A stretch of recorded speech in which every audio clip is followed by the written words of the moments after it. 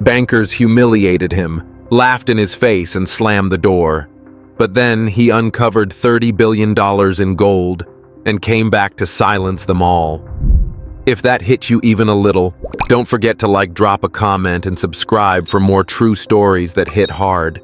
Stick around, this one's going to leave you speechless. Kenny Wells hit the pavement hard, his knees scraping against the cold concrete outside First National Bank. The security guard's shove had caught him off guard, and his worn jacket tore at the elbow as he skidded. Before he could scramble to his feet, a shadow loomed over him. A bank employee, crisp suit pressed to perfection, staring down with a sneer. "Don't bother crawling back, Wells," the man said, pointing a manicured finger like a judge passing sentence. "This bank's done with you. Not another dime. And that house of yours, better start packing. Foreclosure's coming and you're out of time." He adjusted his tie, spat on the ground inches from Kenny's hand, and turned on his heel, the glass doors of the bank swallowing him whole. Kenny lay there a moment, the spit glistening in the late afternoon sun, his breath ragged. Slowly he dragged himself up, grabbed his tattered jacket, and limped away, the weight of the world pressing down on his shoulders. The neon sign of Rusty's bar flickered as Kenny pushed through the door, the stale smell of beer and regret hitting him like a wave. The place was half empty, just a few regulars nursing their drinks, their eyes avoiding his. He'd been running his so-called business from a corner booth for months now, ever since the bank seized his office. Papers strewn across the table, a phone that hadn't rung with good news in years, and a half-drunk coffee gone cold that was his empire now. He slid into the booth, trying to ignore the ache in his knees when Rusty, the bar's owner, stormed over his face redder than the neon outside. "Kenny, you're late again!"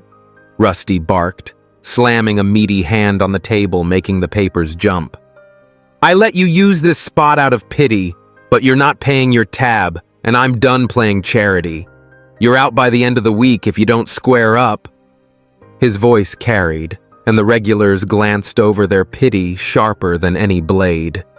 Kenny opened his mouth to protest, but Rusty was already walking away, muttering about deadbeats. Kenny's hands shook as he reached for his coffee, the bitter taste matching the knot in his gut. He was 42, but he felt 100 worn down by a life that kept kicking him when he was already on the ground. Kenny Wells wasn't always like this.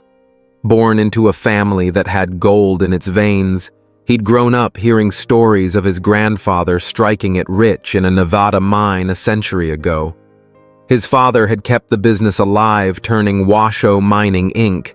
into something respectable, a name that meant something in Reno. But now, with his father gone and the company teetering on the edge, Kenny was the last man standing, and he was barely standing at all. The office was gone, the employees had jumped ship, and the bank was circling like a vulture.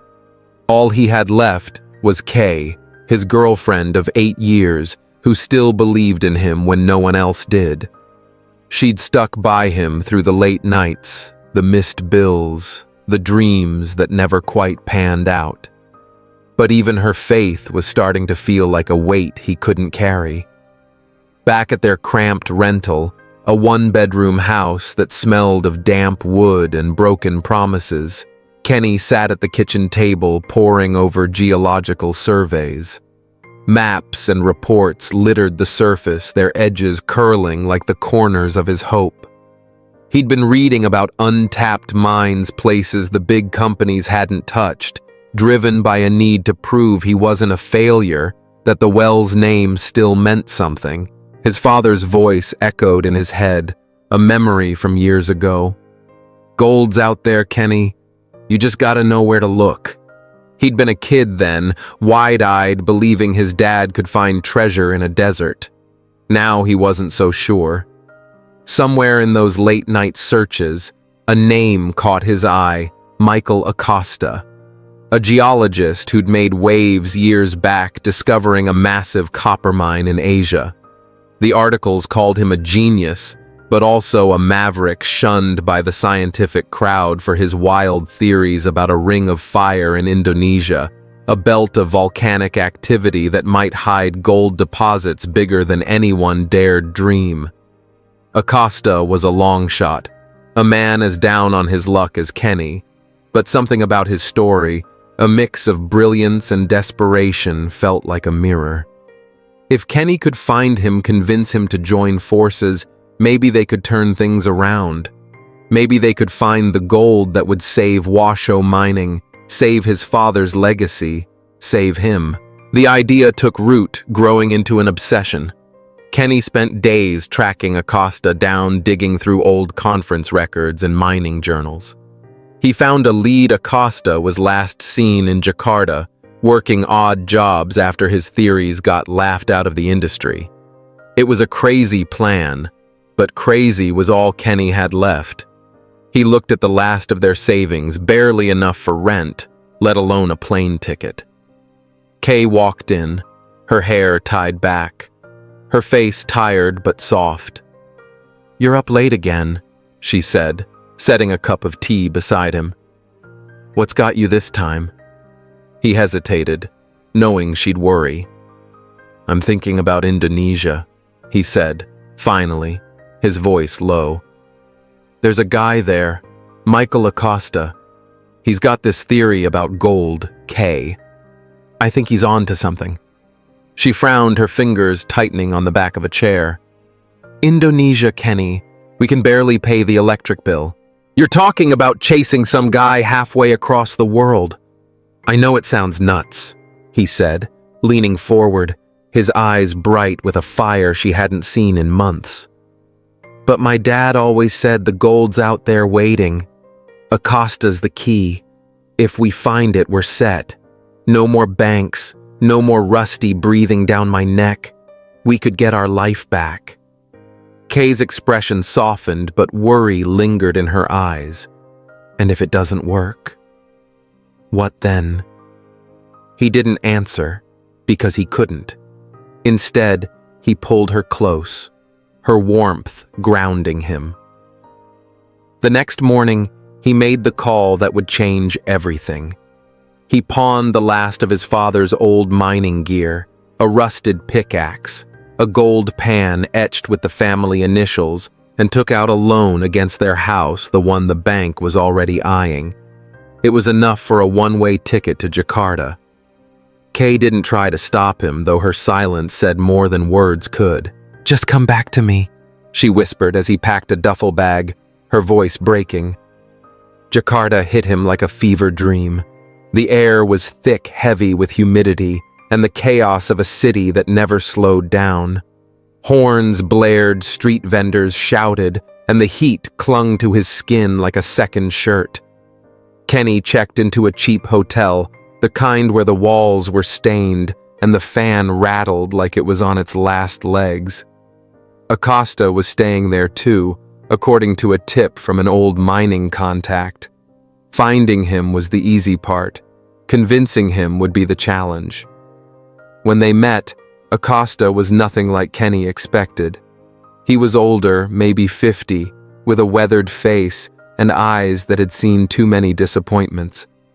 He sat at the hotel bar nursing a warm beer, his clothes rumpled but his posture sharp, like a man who hadn't given up entirely.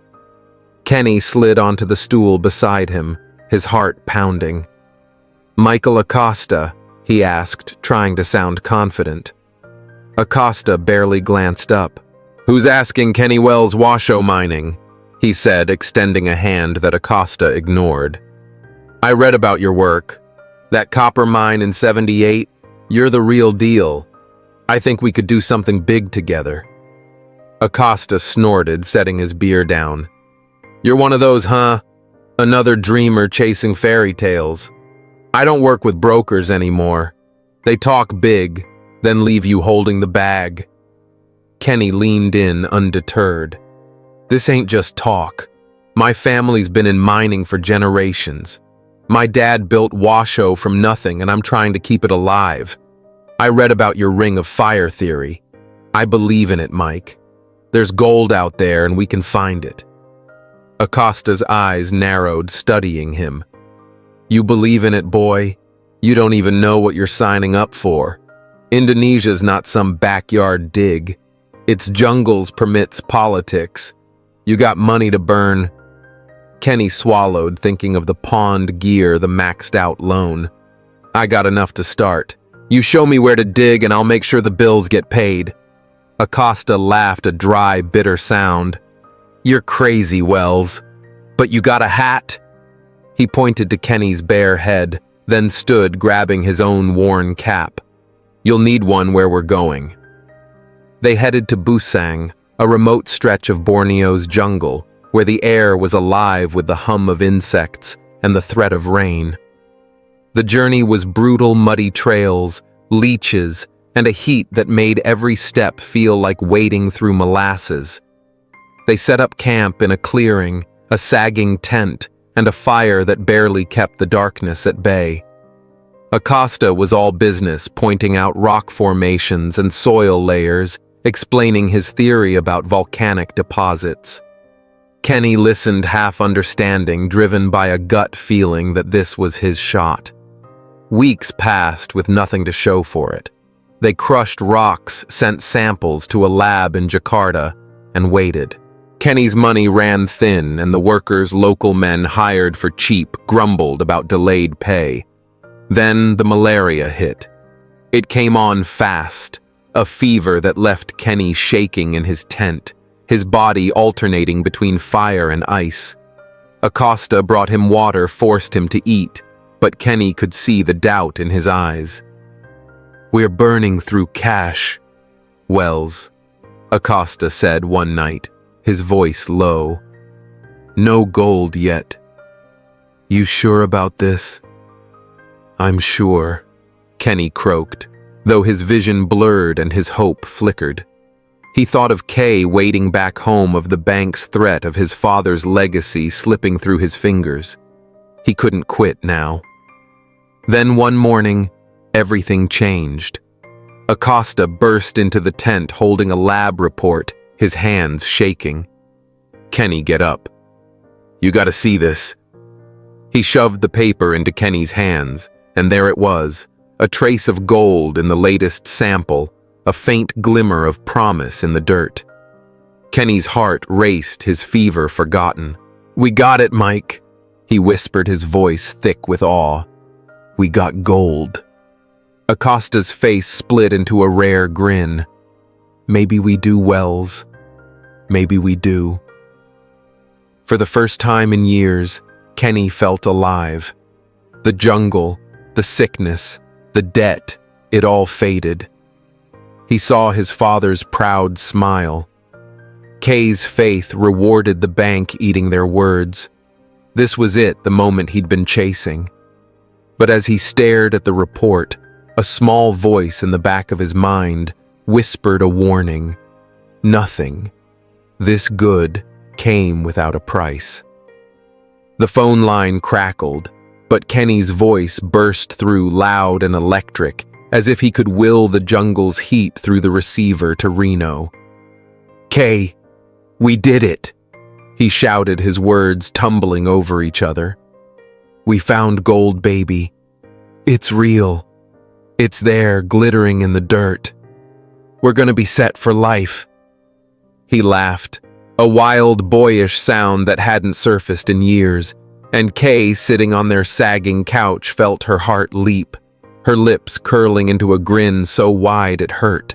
She clutched the phone tighter, picturing him in that far-off jungle, his face lit up with the dream he'd chased so long. I'm gonna get you that big house we talked about, he went on, breathless. No more leaks in the roof, no more dodging Rusty's threats. Maybe a car too, something shiny. Hell, we'll take a trip anywhere you want.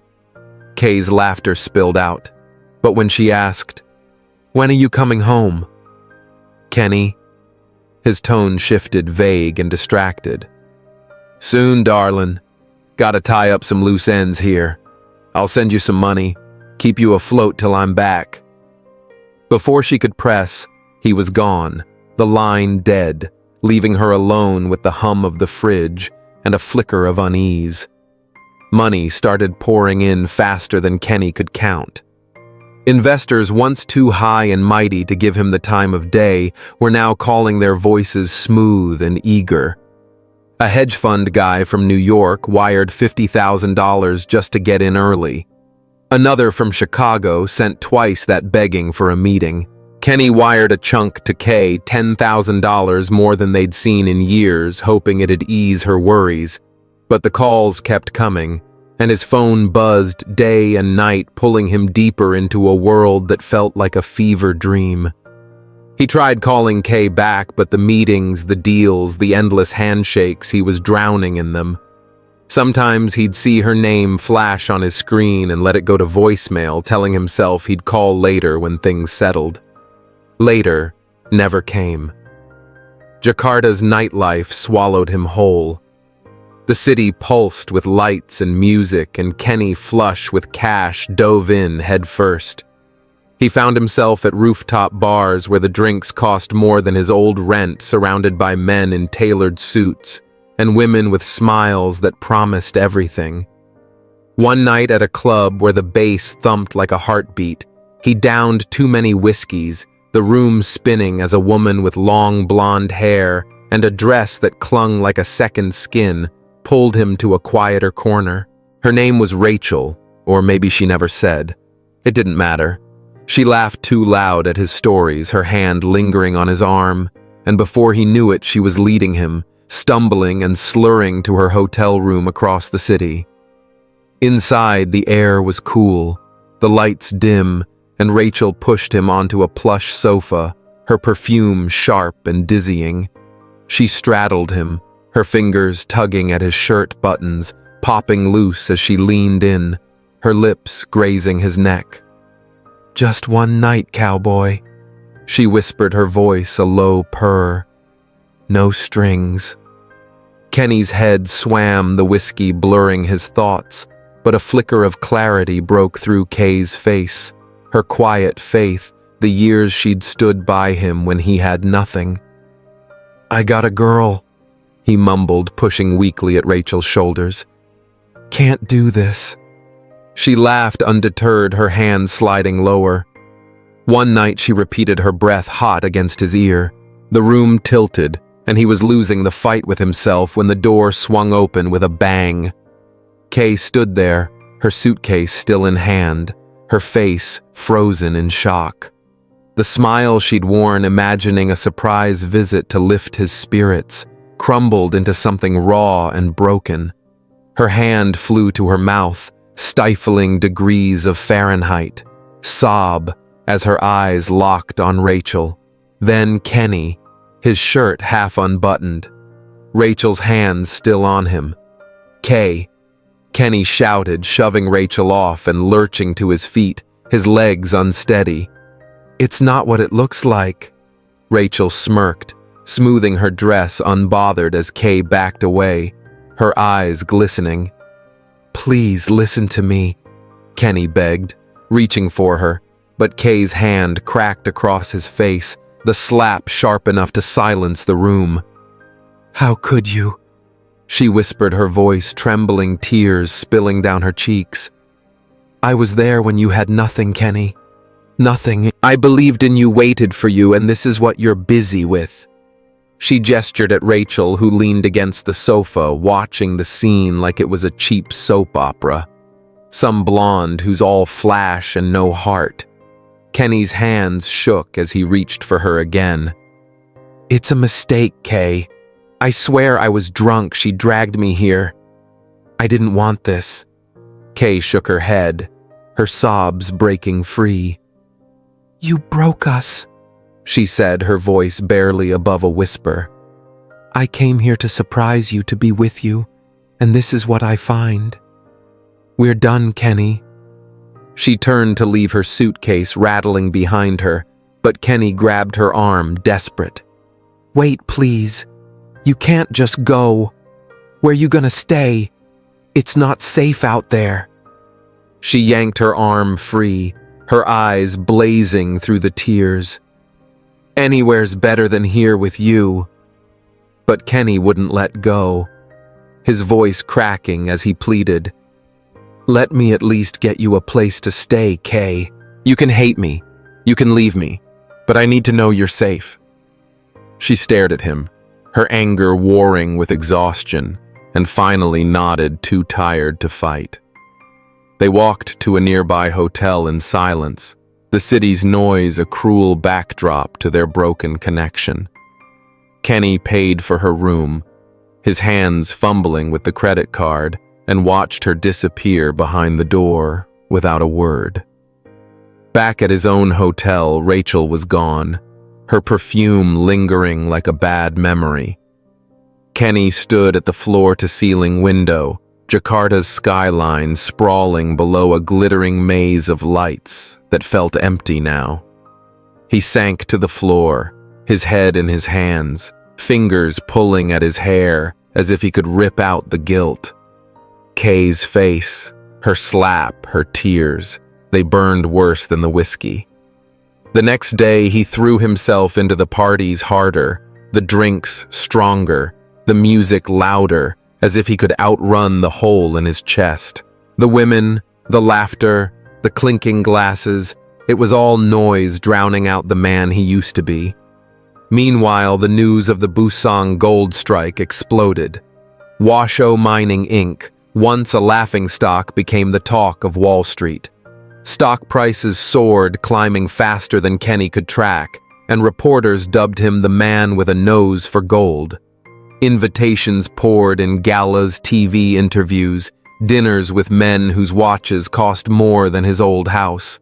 He traded his faded jeans for tailored suits, his bar booth for sleek boardrooms, and the world seemed to bend to his will. At a penthouse party in New York, surrounded by champagne flutes and power brokers, a reporter from Gold Digger magazine shoved a microphone in his face. "What's next for Kenny Wells?" she asked, her smile all teeth. He grinned, raising a glass. "The sky's the limit, darlin'. We're just getting started." But Kay's warning echoed faint but persistent like a radio left on in another room. She'd called him before that awful night, her voice tight with worry. "This is all moving too fast, Kenny," she'd said. "The money, the fame, it's changing you. Be careful." He'd brushed it off high on his own success, convinced this was his destiny, the payoff for years of scraping by. "Relax, Kay," he'd told her. "This is what we've been waiting for."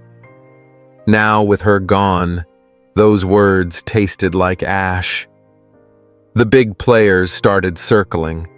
A Wall Street banker named Brian Wolf, all slick charm and sharp eyes, approached Kenny at a Manhattan gala.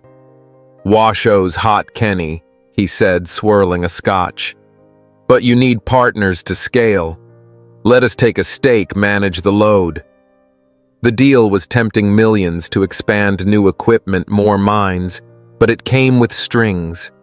They wanted control, a say in how Washoe ran. Kenny signed the papers, his hand steady, but his gut uneasy, trading pieces of his father's legacy for promises of more. Each contract felt like a step away from the man who'd started this in a jungle tent, but he told himself it was worth it, that he was building an empire. Michael Acosta back in Indonesia wasn't so sure. He'd stayed behind to oversee the mining, his face growing tighter with each new investor call. One night, as they sat in a makeshift office surrounded by maps and sample bags, he grabbed Kenny's arm, his voice low. "We need to double-check those samples, Kenny. Something's not right." Kenny yanked his arm free, his temper flaring. "What's that supposed to mean? You think I don't know my own strike? We got lab reports, gold in the ground. You're the one who said it was there." Acosta's eyes darkened, but he said nothing, turning back to his maps.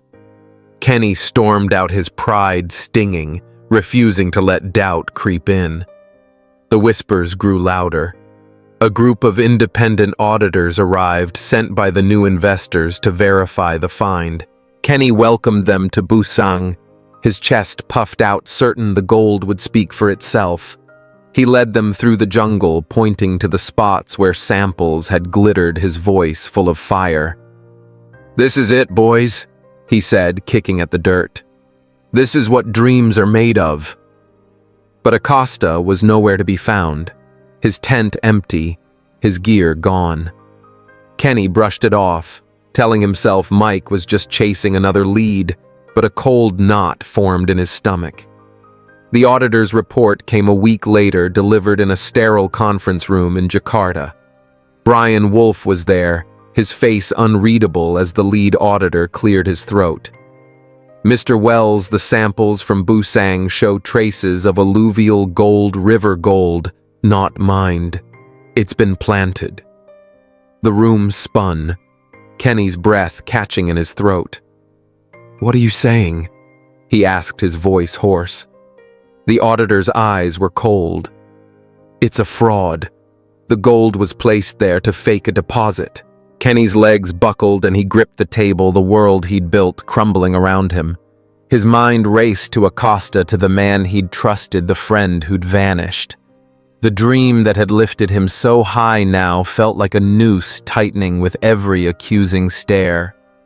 The headline screamed from the newsstand outside Rusty's bar, "Washoe mining scam rocks Wall Street." Kenny Wells stood frozen, the paper trembling in his hands, his name in bold print like a brand of shame. The stock, which had soared to dizzying heights just weeks ago, had crashed overnight, wiping out millions in hours. Investors who'd once clapped him on the back now filed lawsuits, their lawyers circling like buzzards. The FBI was sniffing around their questions, sharp and relentless, tossing around words like fraud and complicity. They had no hard proof Kenny knew the gold was fake, but that didn't stop the whispers, the glares, the way people crossed the street when they saw him coming. He was a pariah now, a man who'd flown too close to the sun and burned everyone with him. Kenny sat in the bar's corner booth, the same one he'd used as an office before Jakarta, before the gold, before everything went to hell. The place was quieter now, the regulars giving him a wide berth, their murmurs cutting deeper than any shout. His phone, once buzzing with offers, sat silent. The screen cracked from when he'd thrown it against a hotel wall.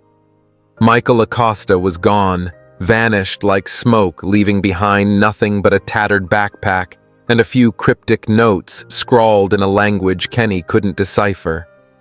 He'd trusted Mike, believed in him, followed him into the jungle, and now the man was a ghost, leaving Kenny to face the wreckage alone. The banks moved fast. They seized his accounts, froze his assets, and sent notices demanding payment for loans he couldn't hope to cover. The sleek Jakarta office, the tailored suits, the promises of a new life, all gone, replaced by a hollow ache that grew heavier each day. Even the people who'd cheered his rise, the reporters who'd called him a genius, turned their backs. Some wrote scathing columns, others just stopped, calling their silence louder than any insult.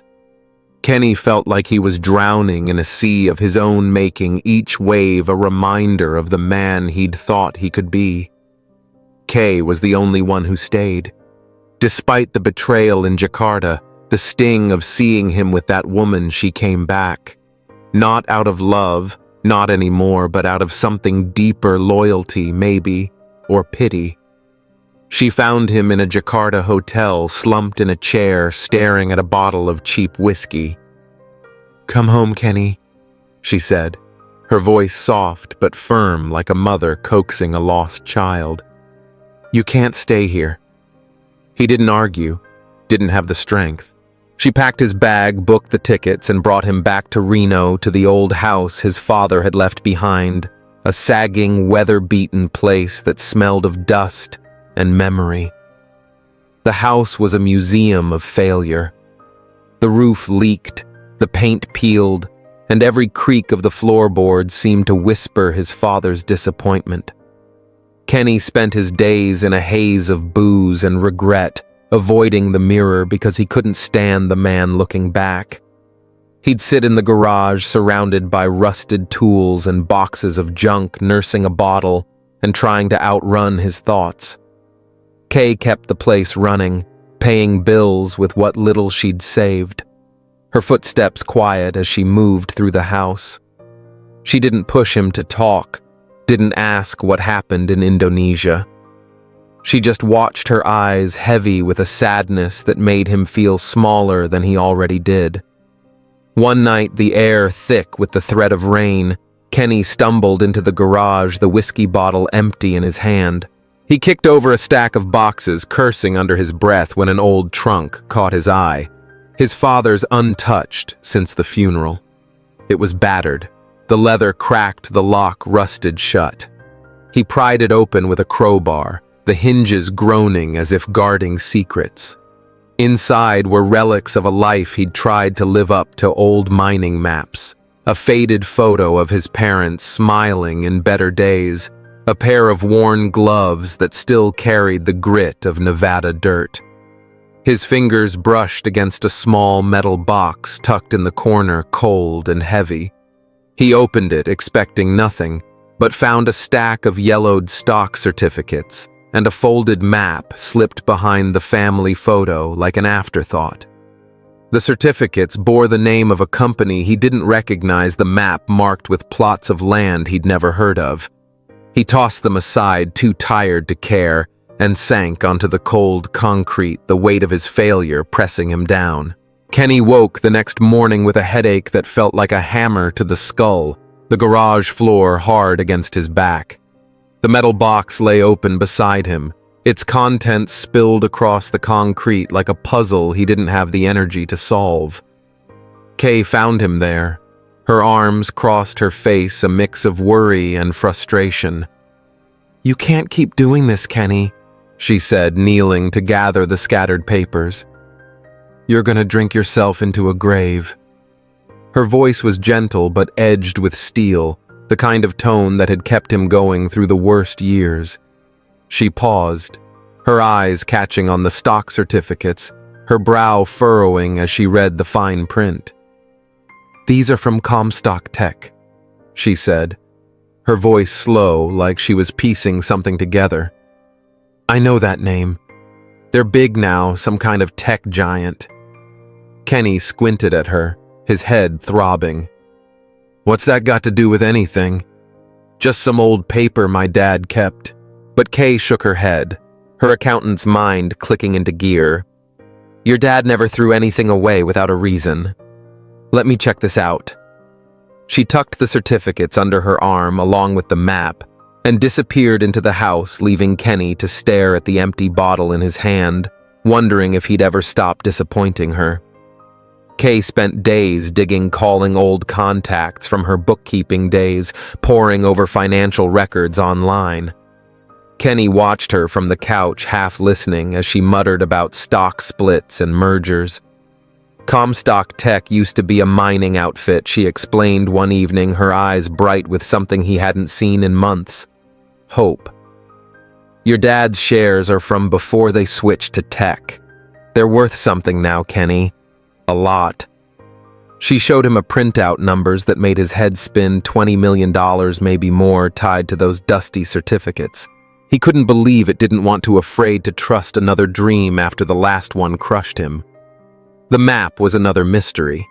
It marked patches of rural land in Nevada, places his father had bought decades ago, cheap and forgotten. Kenny figured they were worthless, just dirt and sagebrush, but Kay pushed him to check. "Your dad was no fool," she said, handing him the map. "He held on to this for a reason." Reluctantly, Kenny drove to a geological institute in Reno, the map crumpled in his pocket, expecting nothing but another dead end.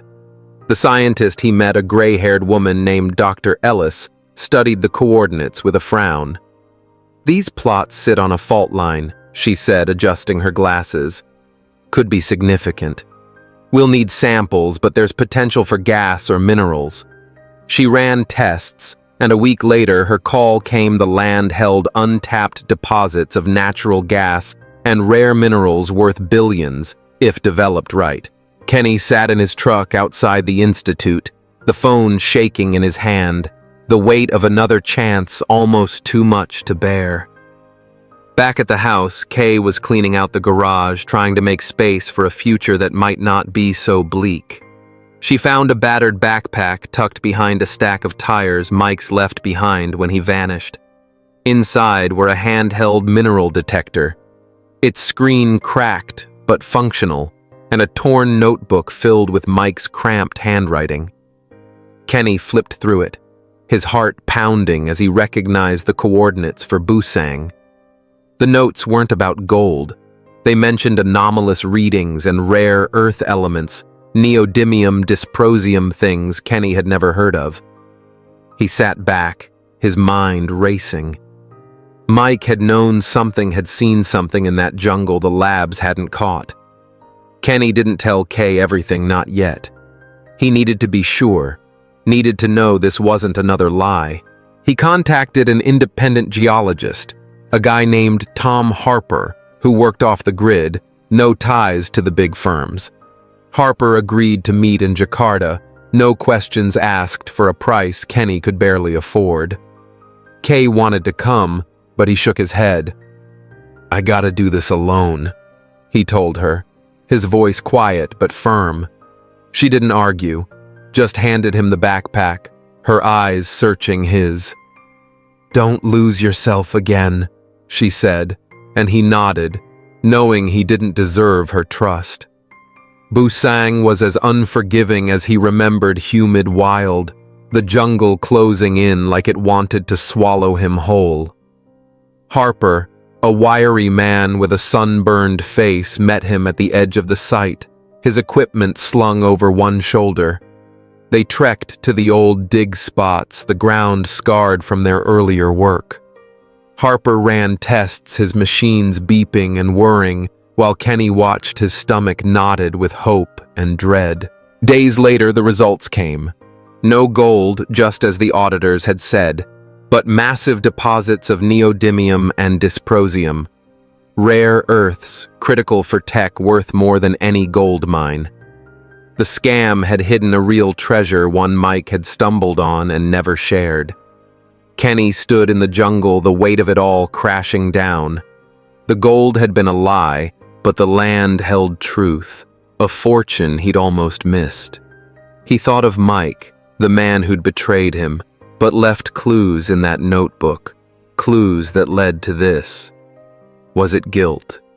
A twisted gift Kenny didn't know, but as he stared at the dirt beneath his feet, he felt something shift inside, a flicker of the man he'd been before the parties, before the betrayal, before he lost Kay. He had a chance to start over, but the scars of the past were still raw, and the road ahead was anything but clear. Rain beat against the windows of the old Wells house, a steady rhythm that matched the ache in Kenny's chest. He sat at his father's desk, a relic of better days, its drawers stuffed with memories he'd avoided for years. The garage trunk had shaken something loose in him, a flicker of purpose that cut through the fog of whiskey and regret. He'd been sorting through the mess, hoping to find anything that might make sense of the chaos his life had become. His fingers brushed against a folded piece of paper, brittle and stained, tucked in the back of a drawer. He pulled it out, expecting another bill or a faded receipt, but his breath caught when he recognized it, a napkin, the one he and Mike had signed in that Jakarta hotel bar years ago, their handshake deal scrawled in blue ink. It was a relic of hope, a promise of gold that had turned to ash. He almost tossed it back, but something made him turn it over. On the back, in Mike's tight, slanted handwriting, were coordinates, numbers, and letters pointing to a spot off the Indonesian coast and a mining claim registration number. Kenny's heart thudded, the room suddenly too small. He'd thought the napkin was just a memento, a bitter reminder of betrayal. But this was something else. Mike had left a trail, a clue hidden in plain sight. Kenny's hands shook as he smoothed the napkin flat, his mind racing back to Busang, to the man who'd vanished with his trust. Was this Mike's way of making things right? A final gift or another lie? He didn't tell Kay, not yet. She was in the kitchen balancing their meager budget, her pencil scratching against a notepad as she tried to keep the lights on. Kenny knew she'd worry would see this as another wild chase, but he couldn't let it go. He called a lawyer in Reno, a grizzled guy named Ed Harper, who'd handled his father's contracts years ago. Ed was skeptical, his voice crackling through the phone. A napkin. Kenny. You're betting on a barroom scribble. But he agreed to dig into the claim, promising to check the records for a fee Kenny could barely scrape together. Days later, Ed called back, his tone different, sharp, almost excited. That claim's legit, he said. Registered offshore near Busang in both your names. Never been explored, but there's seismic data suggesting mineral deposits under the seabed. Could be Big Kenny. Real big. Kenny sat back, the napkin in his hand, staring at the coordinates until they blurred. Mike had known he was leaving, had planned his exit, but he'd put Kenny's name on the claim. Was it guilt? A way to balance the scales after the gold scam? Kenny's mind churned, torn between anger and a strange gratitude. The man who'd broken his dream had left a lifeline, a chance to start over. But it was a long shot, and Kenny had chased too many of those already. Across town, Kay was making her own discoveries. She'd been cleaning out the attic looking for anything to sell to fund Kenny's trip to Indonesia. Her fingers closed around the gold watch he'd given her years ago, back when they were young and dreaming big. It was a heavy thing, its face scratched but still gleaming, a single gem embedded in the band. She'd always thought it was just a pretty trinket, a symbol of their early days, but they needed cash, and sentiment wasn't paying the bills. She took it to a jeweler in downtown Reno, a small shop with a sign that read, "Gold and Gems since '59. The owner, an old man with thick glasses, turned the watch over in his hands, his eyes narrowing as he studied the gem. "Where'd you get this?" he asked, his voice low, almost reverent. "Boyfriend gave it to me," Kay said, shifting uncomfortably.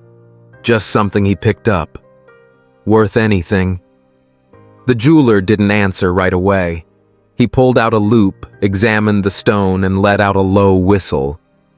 "This ain't just a gem, ma'am. This is a piece of history, a sapphire from the Nevada gold rush, part of a lost hoard. If it's real, it's worth millions. Maybe billions if you can prove where it came from." Kay's knees buckled and she gripped the counter, her mind spinning. She'd worn that watch for years, never knowing it was more than a gift. It was a piece of the Wells family legacy, a treasure tied to the stories Kenny's father used to tell. She brought the news to Kenny that night, setting the watch on the kitchen table, its sapphire catching the dim light. "I took it to a jeweler," she said, her voice steady, but her hands trembling. "He says it's from some old Nevada treasure, Kenny. Your dad must have known. Why didn't he ever tell you?" Kenny stared at the watch, his throat tight. He remembered his father giving it to him, saying it was a family heirloom, something to pass down. He'd thought it was just a story, a way to make a cheap gift sound special. Now it was a lifeline, a piece of his family's past that could change their future. They took the watch to a museum curator in Carson City, a woman named Dr. Lila Monroe, who specialized in gold rush artifacts. She confirmed the jeweler's story, her fingers tracing the sapphire with a reverence that made Kenny's skin prickle. "This is from the Comstock lode," she said, her voice hushed. "A cache of gems and gold went missing in the 1860s, rumored to be hidden by a prospector who never came back. If this is part of that, It's priceless not just for the money, but for what it means to Nevada's history. She looked at Kenny, her eyes sharp. Your family's been sitting on a fortune, Mr. Wells. You just didn't know it. Kenny drove home in silence, the watch in his pocket, the napkin in his glove box. The weight of his father's legacy, the secrets he'd never shared, pressed down on him. The watch wasn't just metal and stone. It was a symbol of everything the Wells family had fought for, everything they'd lost. He thought of his grandfather striking gold a century ago, and his father building a company from nothing. They'd believed in the land in the dream, and now Kenny held the pieces of that dream in his hands. But he wasn't sure he deserved it. Not after Jakarta, not after Kay. Kenny stood in the lobby of First National Bank, his boots scuffing the polished marble, the same place where they'd thrown him out years ago. His stomach churned as he faced the loan officer, a young guy in a cheap suit who smirked when Kenny's name came up. "Kenny Wells, huh?" the officer said, leaning back in his chair. "The broke prospector. Come to beg for another loan. We don't back losers here." The words stung, but Kenny kept his face blank, his hands steady as he set a folder on the desk. Inside were the stock certificates, the land map, the offshore claim, and a report on the watch's sapphire, all the pieces of a fortune he'd never known he had. "I'm not here to beg," Kenny said, his voice low but firm. "I'm here to talk business." The officer laughed a sharp, mocking sound, but he opened the folder, his smirk fading as he read. The room went quiet, the only sound the rustle of papers and the officer's quickening breath. Kenny laid it out piece by piece, the Comstock Tech shares now worth $20 million. The Nevada land with its gas and mineral deposits valued at billions. The offshore claim near Busang registered in his name with seismic data hinting at rare earths, and the sapphire a piece of history that could fetch millions at auction. The officer's face paled, his fingers trembling as he flipped through the documents. This can't be real," he stammered, but Kenny just leaned forward, his eyes hard. "It's real," he said, "and it's mine. Now I need a loan, a small one, just to get started. You gonna help me, or do I take this across the street?" The room felt like it was holding its breath, the other bankers glancing over their whispers, dying as they saw the officer's face. He stammered an apology, his tone shifting from scorn to something close to panic. "Mr. Wells, let's talk terms. We can work with you. We want to work with you." By the end of the day, the bank's tune had changed. The manager, a gray-haired man named Carl, who'd once spat at Kenny's feet, came out with a smile that didn't reach his eyes. "We see the potential here, Kenny," he said, offering a handshake. Kenny didn't take. "We'd like to propose a partnership, full support, prime rates, whatever you need." Offers poured in not just from the bank, but from Wall Street.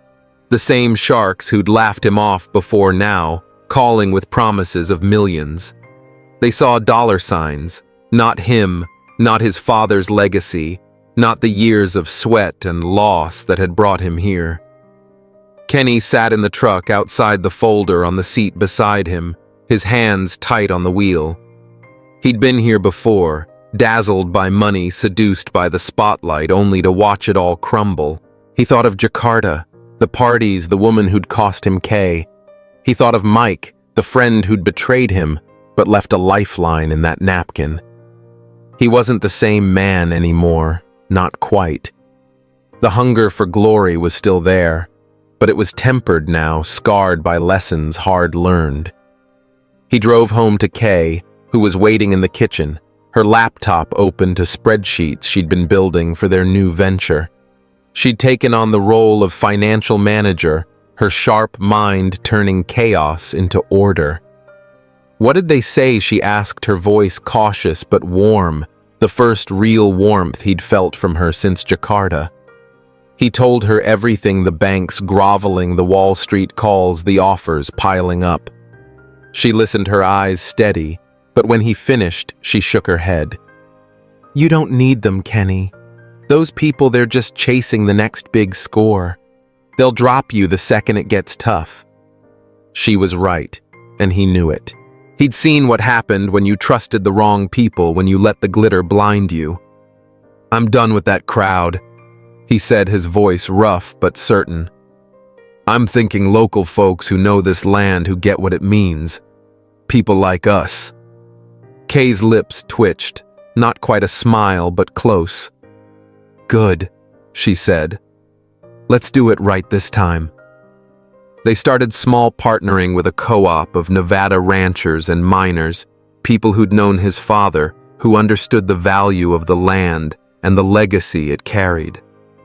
Kay took the lead on the finances, her pencil moving as fast as her mind, building a plan that was steady, sustainable, nothing like the flash and burn of Washoe's past. They hired a team to explore the offshore claim, sent geologists to the Nevada plots, and put the sapphire up for auction, the proceeds earmarked for a new company, one that would bear the well's name but stand for something more. Kenny walked the land his father had bought, feeling the dirt under his boots, the weight of history in every step. It wasn't just about money anymore. It was about building something real, something that would last. Late at night, when the house was quiet, Kenny would sit with the napkin, tracing Mike's handwriting, wondering where he was, if he was even alive. The watch sat on the table, its sapphire catching the moonlight, a reminder of what he'd almost lost and what he'd found.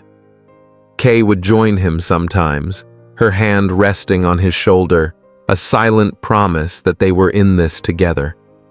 They'd been broken, both of them, but the pieces were coming together, not perfect, but whole. And in that quiet, with the rain tapping the roof and the future stretching out like an open road, Kenny felt something he hadn't in years, hope real and solid, rooted in the land and the woman beside him.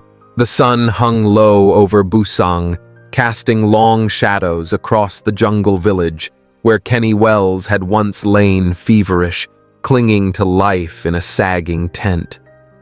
He stood there now, years later, his boots sinking into the same muddy earth, but the man he'd been desperate, reckless, chasing gold like it was salvation, was gone, replaced by someone quieter, steadier.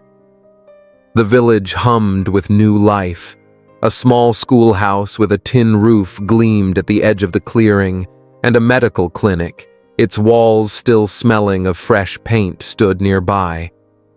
Kenny watched as kids ran past, their laughter sharp against the jungle's drone, and felt a warmth in his chest that no bank account could match. He and Kay had built this, pouring their newfound wealth into a fund for unemployed miners and the people who'd saved him when malaria had nearly taken him down. Every dollar was accounted for, every plan drawn with care, a far cry from the wild gambles of his past. Kay stood beside him, her clipboard tucked under one arm, her eyes scanning the construction site where workers hammered nails into the frame of a new community center. She'd taken to this work like she was born for it, her accountant's precision shaping their vision into something real, something lasting. They'd set up the Wells Foundation with the money from the Comstock Tech shares, and the Sapphire auction channeling it into projects that gave back to places like Busang. No more strip mining for quick cash, no more deals with slick investors who'd drop you at the first sign of trouble. This was different. Slow, deliberate, built to outlast them both. Back in Jakarta, Kenny had taken a stand that surprised even himself. The offshore claim, the one Mike had registered in both their names, was rich with rare earths, neodymium and dysprosium metals that powered everything from wind turbines to electric cars. The geologists he'd hired, a group of young, eager scientists fresh out of college, had mapped the seabed, their reports buzzing with potential. But when they pushed for a full-scale operation, Kenny held up a hand. "We do this right," he said, his voice firm, the memory of Busang's scarred earth still fresh. "If it hurts the ocean, the coral, the people who fish these waters, we walk away. I don't care what it's worth." The geologists exchanged glances, their eyebrows raised, but they nodded, respecting the man who'd learned his lesson the hard way. Kenny knew it meant less profit, maybe millions less, but profit wasn't the point anymore. He'd spent too many years chasing numbers, only to lose what mattered most. The sapphire watch, that piece of his family's history, was another choice that felt right. He and Kay had driven to Carson City for a ceremony at the Nevada State Museum, where the watch was now displayed under soft lights, its story etched on a plaque, a relic of the Comstock lode, a symbol of the Wells family's grit. The curator, Dr. Monroe, had shaken Kenny's hand, her smile warm as she thanked him for giving it to the public. "This isn't just about the past," she'd said. "It's about showing folks what endures." The press was there, cameras flashing, but for once they didn't call him a gold digger or a con man. The headlines read, "Local Man Honors Mining Legacy," and Kenny felt a weight lift, a sense that his father and grandfather might finally be proud.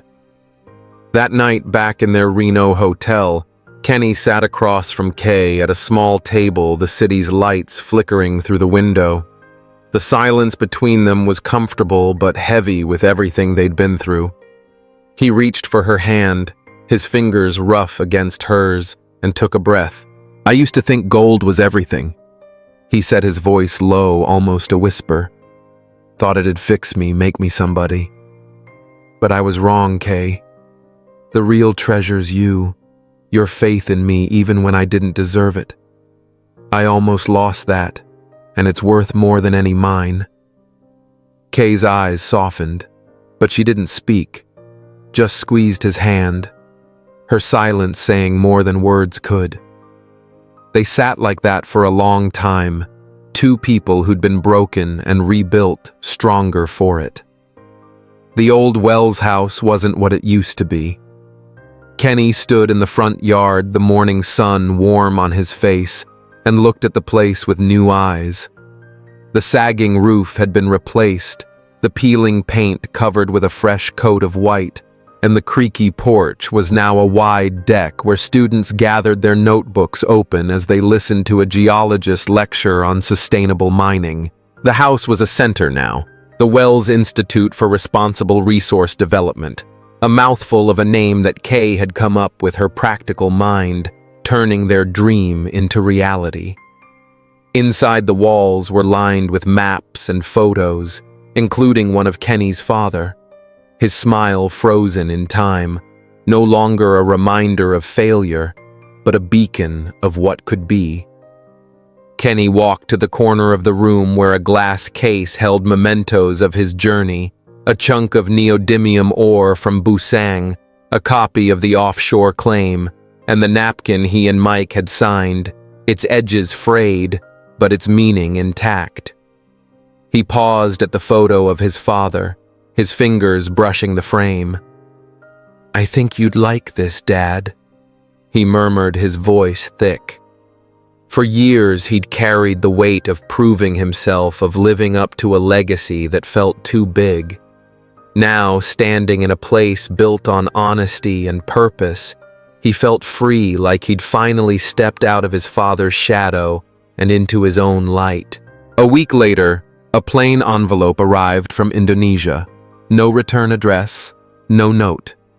Inside was a single photo. Mike Acosta, older now, his face weathered, standing on a beach with waves crashing behind him. He looked at the camera, his expression unreadable, and Kenny stared at it for a long time, his chest tight. He didn't know if Mike was alive, or if this was some final gesture, a ghost reaching out from the past. He slid the photo into the old notebook where he kept his memories. The napkin, a letter from Kay, a sketch of the Busang schoolhouse, and closed it gently, like shutting a door on a chapter that didn't need words to end. The press came calling again, their questions sharper now, hungry for a soundbite. At a community event in Reno, a reporter shoved a microphone in his face, her voice bright and practiced. "Mr. Wells, what's the secret to your comeback? How'd you go from fraud to hero?" Kenny smiled, a small, tired curve of his lips, and leaned into the mic. "I failed enough times to know what's worth holding on to," he said. "That's all you need to know." The crowd chuckled, but he meant it every word.